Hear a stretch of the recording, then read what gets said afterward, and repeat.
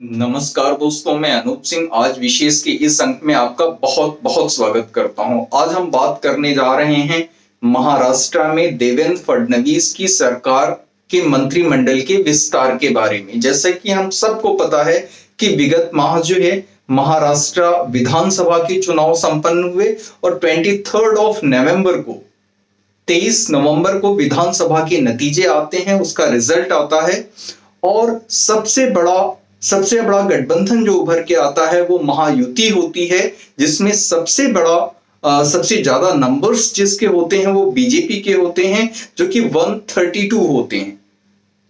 दूसरे नंबर पे महायुति का दूसरा घटक दल जो शिवसेना, जिसे शिंदे जी लीड करते हैं, शिंदे जी जिसका नेतृत्व करते हैं, उसकी 57 सीट्स आती हैं। और तीसरा घटक दल एनसीपी, जिसको जो है अजीत पवार लीड करते हैं, जिन्हें हम अजीत दादा भी कहते हैं, उनकी 41 सीट्स आती हैं और कुछ छोटे मोटे दल और होते हैं। तो कुल मिलाकर के महायुति के पास 288 जो टोटल स्ट्रेंथ है महाराष्ट्र विधानसभा की, उसमें 237 सीट्स होती हैं, 37 सीट्स होती हैं।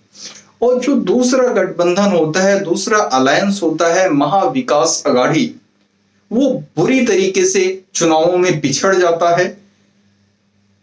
जो इनके तीन मुख्य घटक दल होते हैं, शिवसेना यूबीटी उद्धव बालासाहेब ठाकरे की शिवसेना, एनसीपी शरद पवार जी की शिवसेना और कांग्रेस, ये तीनों मिलाकर के इनकी सीट्स 50 से भी कम रह जाती हैं, बिलो 50 रह जाती हैं। और किसी भी इन तीन दलों में से किसी को भी टोटल स्ट्रेंथ की 10% जो एक अपरिहार्यता होती है कि इतनी सीट्स आने पे जो है लीडर ऑफ ऑपोजिशन मिलेगा, जो कि कैबिनेट रैंक का जो है दर्जा रखता है लीडर ऑफ ऑपोजिशन सदन में, चाहे वो संसद हो चाहे वो विधानसभाएं हो।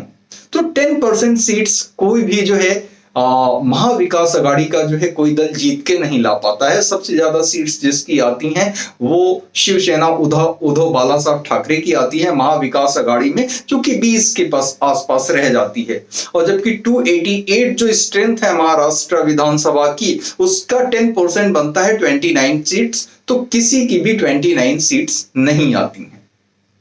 फिर सरकार बनने की प्रक्रिया चालू होती है और 5 दिसंबर को, इसी महीने की 5 तारीख को जो है देवेंद्र फडणवीस मुख्यमंत्री पद के रूप में शपथ लेते हैं। और उनके साथ 2 उप मुख्यमंत्री भी शपथ लेते हैं, जिसमें एकनाथ शिंदे जी होते हैं और एक अजीत पवार जी होते हैं। उसके बाद विधानसभा का या विधानमंडल का जो शीतकालीन सत्र स्टार्ट होने वाला था, जिसकी जो आरंभ होने वाला था, जिसकी शुरुआत होने वाली थी, वो 16 दिसंबर यानी आज से स्टार्ट होने वाला था। तो जब देवेंद्र फडणवीस से यह पूछा गया कि आप सिर्फ 3 लोग शपथ ले रहे हैं और मंत्रिमंडल का विस्तार कब होगा और पूरी मंत्रिमंडल कब शपथ लेगी, तो उन्होंने कहा था हम शीतकालीन सत्र से पहले ले लेंगे। ये सवाल जो है कई बार अमित शाह के सामने भी आया, तो सबने यही कहा। खैर, कल 15 तारीख को देवेंद्र फडणवीस के मंत्रिमंडल का विस्तार हुआ और 39 मिनिस्टर्स ने शपथ ली।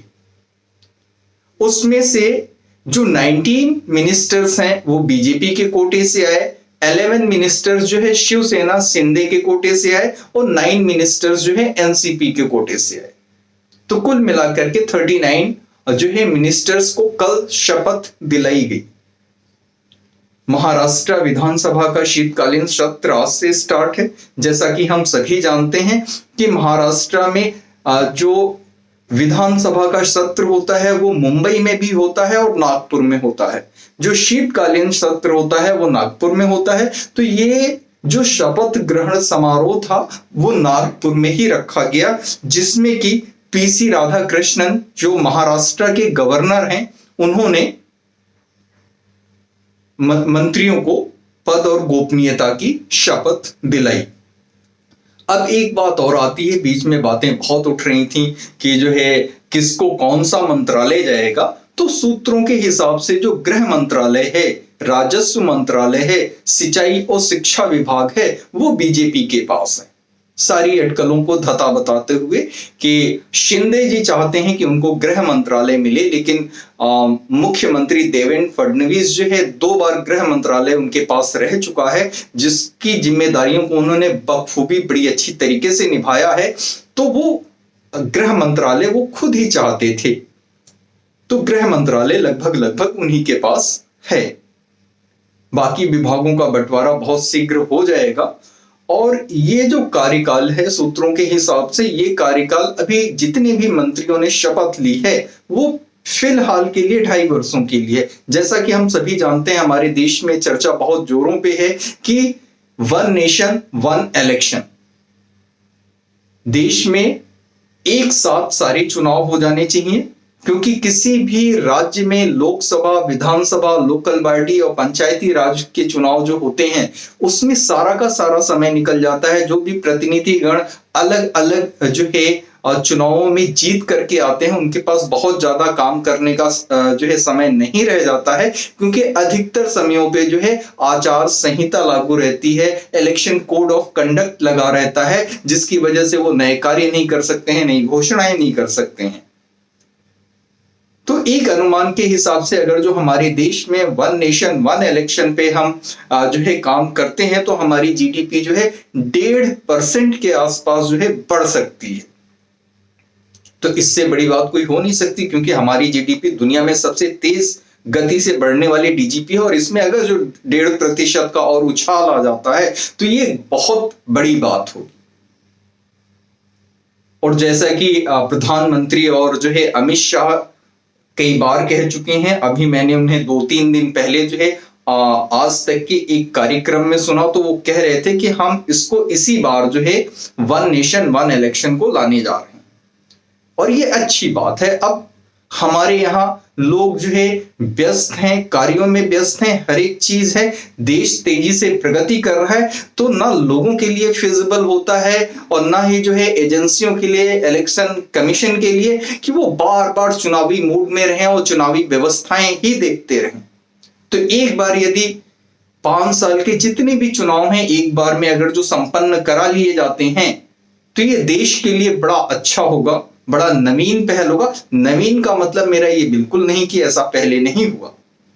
जब पहली हमारी लोकसभा का इलेक्शन, आम चुनाव हुए थे, जो संपन्न हुए आम चुनाव, वो 1952 में हुए, फिर दूसरी जो है 1957 में, फिर तीसरी जो है 1962 में। तब तक व्यवस्था 1 नेशन 1 इलेक्शन की ही थी। लोकसभा और सभी विधानसभाओं के चुनाव एक साथ ही होते थे और बड़ी सफल तरीके से चल रहा था। लेकिन 1967 जो चौथी लोकसभा का चुनाव हुआ, जो चौथा आम चुनाव हुआ, उसके बाद कुछ सरकारों को बर्खास्त किया गया या कुछ सरकारें गिरी, और उसके बाद जो फिर ये मिड टर्म इलेक्शन के चक्कर में सारा का सारा संतुलन बिगड़ गया, और आज हम क्या देखते हैं कि वर्ष भर हम चुनावी माहौल में रहते हैं और चुनाव ही होते रहते हैं। खैर, ये तो ही एक बात। हम बात कर रहे थे महाराष्ट्र की और मंत्रिमंडल विस्तार की। तो मंत्रिमंडल का विस्तार हो गया है और इतना प्रचंड बहुमत है महायुति के पास में कि अब उनको अपने आप को साबित करके दिखाना है। महाराष्ट्र में, जो कि महाराष्ट्र में मुंबई, जो कि हमारे जो है सबसे ज्यादा टैक्स देने वाली सिटी है, सबसे तेजी से विकास करने वाली सिटी है, जिसका हिस्सा हमारी जीडीपी में एक बहुत बड़ा हिस्सा होता है। तो अगर जो सही हाथों में सत्ता रही तो ये और ज्यादा जो है प्रगति करेगा, और ज्यादा आगे बढ़ेगा। तो इन सभी चीजों को देखते हुए हम भविष्य में ये आशा करते हैं कि महाराष्ट्र की सरकार बहुत अच्छा चलेगी, जनहित के कार्यों में पूरी तरीके से अपने आप को संलग्न रखेगी, देश की प्रगति में अपना जो है बढ़ चढ़ के ज्यादा से ज्यादा योगदान देगी, और महाराष्ट्र में जितनी भी इंडस्ट्रीज हैं, कल कारखाने हैं, उनकी भी प्रगति में बहुत ज्यादा जो है गति आएगी, तेजी आएगी। क्योंकि जब हम आज के समय में ये स्वप्न देख रहे हैं, ये सोच रहे हैं कि हमारी जो अर्थव्यवस्था है वो विश्व की तीसरी अर्थव्यवस्था हो, तो ये तीसरी अर्थव्यवस्था तक हमें पहुंचाएगा कैसे? कौन? हमें ये राज्य ही पहुंचाएंगे। इन राज्यों का, हमारे देश में जितने राज्य हैं, इनका जो कंट्रीब्यूशन होगा जीडीपी में, वो हमें तीसरी अर्थव्यवस्था जो है बनाएगा। तो हम किन राज्यों की तरफ सबसे पहले और सबसे ज्यादा जो है आश भरी नजरों से देखते हैं? महाराष्ट्र है उसमें, कर्नाटका है उसमें, तमिलनाडु है उसमें, उत्तर प्रदेश है उसमें, गुजरात है उसमें। तो इनमें मजबूत सरकारों का होना बहुत आवश्यक है। इसमें मजबूत सरकारें हों, स्थिर और अस्थायी सरकारें हों, और सरकारों में ऐसे लोग बैठे हों जो बहुत ही कार्यकुशल हों और जो बहुत दूरदृष्टि रखने वाले हों और जो बड़ी मेहनत से अपना कार्य संपन्न कर सकें, कार्य कर सकें, अपनी जिम्मेदारियों को निभा सकें। जब ये सब कुछ होगा तब हम तीसरी अर्थव्यवस्था बनेंगे। अभी हम 5वें नंबर पे, लगभग 4 के आसपास ही हैं, लेकिन तीसरी तक पहुंचने में हमें ज्यादा मेहनत की जरूरत है। महाराष्ट्र की भूमिका उसमें अति महत्वपूर्ण होने वाली है, और इसके लिए ये सुखद समाचार है कि यहां पे एक इतनी जो है स्थिर सरकार और इतने प्रचंड बहुमत के साथ आई है, और मुख्यमंत्री वो बने हैं जिनका पहले भी 5 वर्षों का एक सफल मुख्यमंत्री बनने का अनुभव रहा है, मुख्यमंत्री का कार्यभार संभालने का अनुभव रहा है महाराष्ट्र में ही।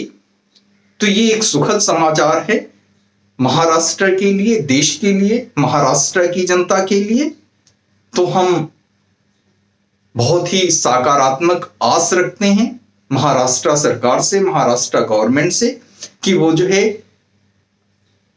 राज्य को तेजी से प्रगति के मार्ग पे ले जाएगी, जनता के सभी घटकों का अच्छी तरह से ख्याल रखेगी, और राष्ट्र की प्रगति में जो उसका योगदान है वो बढ़ चढ़ करके जो है उसमें पार्टिसिपेट करेगी, अपनी भागीदारी निभाएगी। इसी के साथ आज के इस अंक में यहीं तक अब मैं अपनी वाणी को विराम देता हूं, और चैनल को लाइक करें, सब्सक्राइब करें और शेयर करें। मैं YouTube पे नया हूं तो कृपया सब्सक्राइब अवश्य करें। धन्यवाद, मिलते हैं फिर अगले अंक में।